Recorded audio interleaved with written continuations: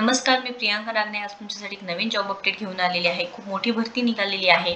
जवळजवळ 2049 जागांसाठी ही भरती आहे। आपण सविस्तरपणे पूर्ण माहिती बघणार आहोत। आपल्याकडे PDF सुद्धा आहे।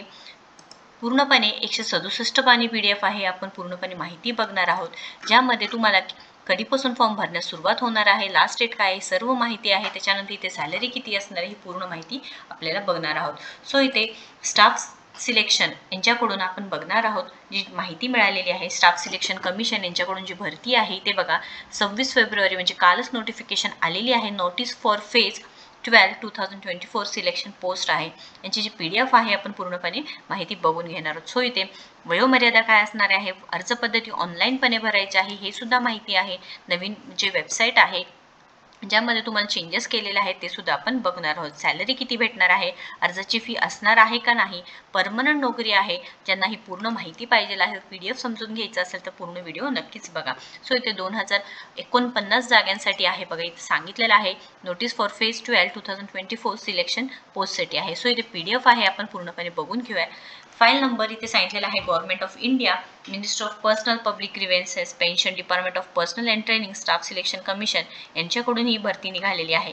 सो इथे भरती कालपासून फॉर्म भरण्यास ऑनलाईन ॲप्लिकेशन भरण्यास सुरू झालेली आहे 26 फेब्रुवारी 2024 आणि लास्ट डेट बघा इथे सांगितलेलं आहे 18 मार्च 2024 असणार आहे, ही लास्ट डेट असणार आहे। त्यानंतर इथे time for making online fee payment सुद्धा सांगितलेलं आहे बघा 19 मार्च 2024 पर्यंत। त्यानंतर इथे काही करेक्शन असेल ॲप्लिकेशन फॉर्म करेक्शन तर 22 मार्च 2024 ते 24 मार्च 2024 पर्यंत टाइम भेटणार आहे। आणि date of computer based examination tentatively सांगितलेलं आहे 6-8 मे 2024 सांगितलेलं आहे। इथे हेल्पलाईन नंबर सुद्धा दिलेला आहे। त्याच्यानंतर इथे तुम्ही लास्ट पेजवर जाऊन बघू शकता इथे किती जे जागांसाठी आहे हे पूर्णपणे आपण बघून घेऊयात। टोटलपणे मी ते स्क्रोल करत आहे,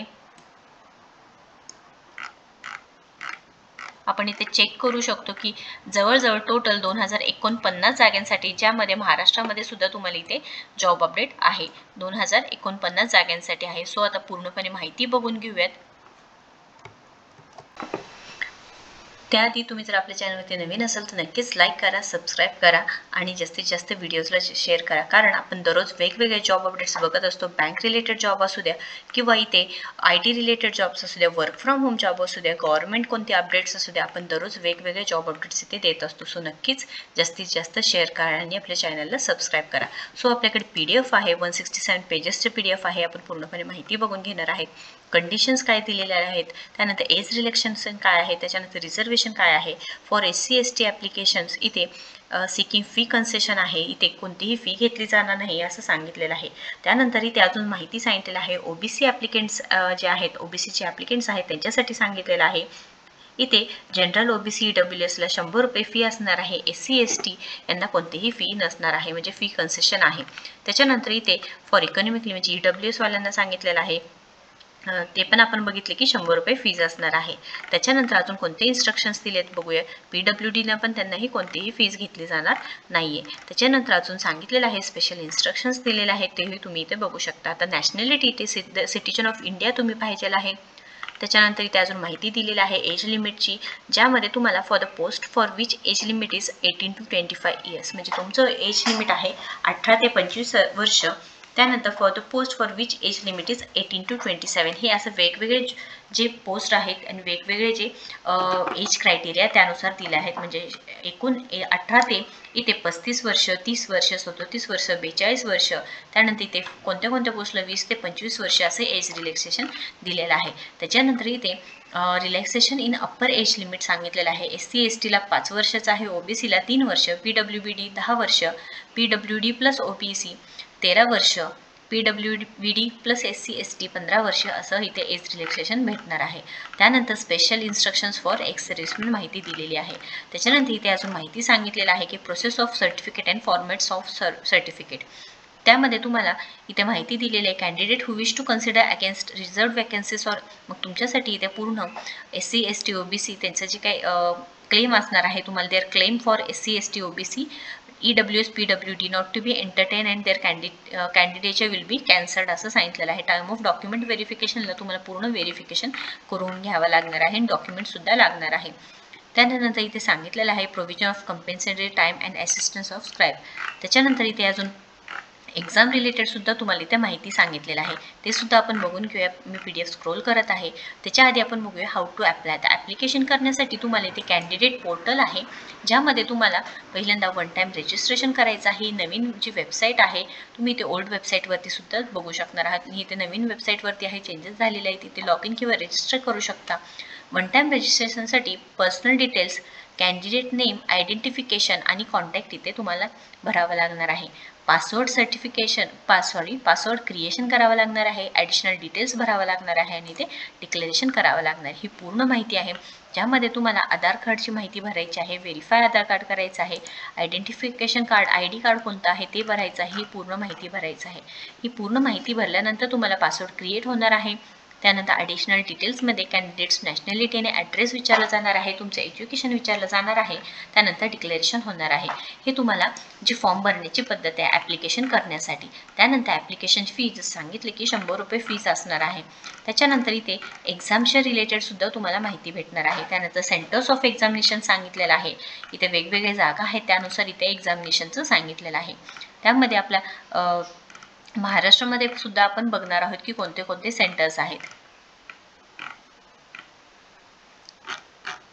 एक्झाम सेंटर्स दिलेले आहेत महाराष्ट्रामध्ये. इथे सांगितलेलं आहे बघा, औरंगाबाद, मुंबई, नागपूर, नाशिक, पुणे इथे सांगितलेलं आहे. वेस्टर्न रिजनमध्ये म्हणजे रिजन वाईज इथे डिवाईड करून सांगितलेलं आहे. त्यामध्ये तुम्हाला western region Dadra and Nagar Haveli, Daman and Diu, Goa, Gujarat आणि महाराष्ट्र इथे सांगितलेलं आहे. त्यामध्ये तुम्हाला महाराष्ट्रात औरंगाबाद, मुंबई, नागपूरच्या कोड्सनुसार सुद्धा इथे डिवाईड केलेले. नाशिक, पुणे हे सांगितलेलं आहे. त्याच्यानंतर तुम्हाला स्कीम ऑफ एक्झामिनेशन आहे. एक्झामिनेशन त्यामध्ये तुम्हाला इथे बघा सांगितलेलं आहे, general intelligence number of question 25 आणि मॅक्सिमम मार्क्स 50 असणार आहे. टोटल ड्युरेशन 60 मिनिटं असणार आहे. त्यानंतर जनरल अवेअरनेस 25 क्वेश्चन्स आणि 50 मार्क्स असणार आहे. क्वांटिटेटिव्ह ॲप्टिट्यूड 25 आणि 50 मार्क्स असणार आहे. इंग्लिश लँग्वेज 25 आणि 50 मार्क्स असणार आहे.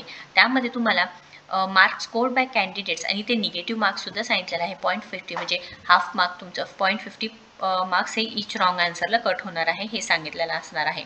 कम्प्युटर बेस्ड एक्झामिनेशन होणार आहे. त्यामध्ये तुम्हाला इथे सांगितलेलं आहे skill test like typing, data entry, computer proficiency test way prescribed in the essential qualification will be conducted, हे सुद्धा माहिती सांगितलेलं आहे. त्यानंतर इथे indicative syllabus for computer based test examination, इथे सिलेबससुद्धा दिलेला आहे, तुम्ही ते बघू शकता. जनरल अवेअरनेसमध्ये काय आहे, the test will also include questioning relating to India and its neighbouring countries like, आणि त्यामध्ये sports, history, culture, geography, economics, in general polity हे पूर्ण घेतलं कव्हर जाणार आहे. क्वांटिटेटिव्ह ॲप्टिट्यूडचं सुद्धा इथे सिलेबस दिलेला आहे, तुम्ही एकदा चेक करू शकता, ज्यामध्ये नंबर्स, फंडामेंटल हे पूर्ण बेसिक आहे, ते पूर्ण तुम्हाला स्टडी करायचं आहे. इंग्लिश लँग्वेज दिलेला आहे. त्यानंतर इथे 10+2 higher secondary level, general intelligence, general awareness, quantitative aptitude यानुसार तुम्हाला इथे सांगितलेलं आहे. आणि जे ग्रॅज्युएशन आणि अबव लेवल आहे त्यांच्यासाठी सुद्धा हे सिलेबस सांगितलेलं आहे, म्हणजे ते पूर्णपणे डिवाईड करून सांगितलेलं आहे. जेव्हा 12वी पास लेवल आहे त्यांच्यासाठी वेगळं आहे. त्यानंतर मॅट्रिक्युलेशन लेवल 10 पास आहे त्यांच्यासाठी वेगळं आहे, आणि ग्रॅज्युएशन लेवलसाठी सुद्धा वेगळं आहे, हे सांगितलेलं आहे. त्यानंतर इथे ॲडमिशन टू द एक्झामिनेशन माहिती सांगितलेली आहे. ही पूर्ण माहिती आहे, ज्यामध्ये तुम्हाला जे काही डॉक्युमेंट्स कोणते लागणार आहे, ज्यामध्ये आधार कार्ड असू द्या, वोटर ID कार्ड्स असेल, ड्रायव्हिंग लायसन्स यामध्ये काय लागून जाणार आहे. त्यानंतर डॉक्युमेंट व्हेरिफिकेशनची स्टेप आहे, सांगितलेलं आहे. At the time of document verification you should provide original certificate of matriculation of secondary certificate, 10वी किंवा 12वीचं सर्टिफिकेट लागणार आहे. कास्ट सर्टिफिकेट असेल तर ते, पर्सन विथ PWDचे असेल तर त्याचे सर्टिफिकेट वेगवेगळे, हे पूर्ण इथे जे लिस्ट दिलेलं आहे ते तुम्ही एकदा चेक करून घ्यायचं आहे. खूप मोठी संधी आहे तुम्हाला. सिलेक्शन प्रोसिजर सांगितलेलं आहे. Recruitment to the selection post will be made on through examination in computer based, म्हणजे तुमचं पूर्णपणे कम्प्युटर बेस्ड टेस्टद्वारा तुमचं सिलेक्शन होणार आहे, ही माहिती सांगितलेलं आहे. खूप मोठी संधी आहे. स्टाफ सिलेक्शन कमिशनची जी अपडेट आलेली आहे, वयोमर्यादा 18 ते 25 व 30 वर्षापर्यंत आहे. ऑल इंडिया उमेदवार कुठूनही तुम्ही ॲप्लिकेशन करू शकणार आहात.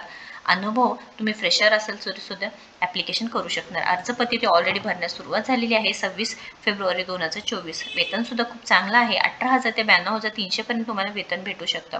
त्यानंतर इथे फीससुद्धा सांगितलेली आहे 100 रुपये, आणि 18 मार्च 2024 हे लास्ट डेट असणार आहे. खूप मोठी संधी आहे. जवळजवळ काही क्वेश्चन असेल तर नक्कीच कमेंट बॉक्समध्ये विचारा. आपल्या व्हिडिओजला जास्तीत जास्त शेअर करा, जेणेकरून ज्यांना जॉबची गरज आहे त्यांच्यापर्यंत माहिती नक्कीच पोहोचून जाईल. व्हिडिओ जर आवडला असेल तर लाईक करा आणि आपल्या चॅनलला सबस्क्राईब करा. थँक्यू.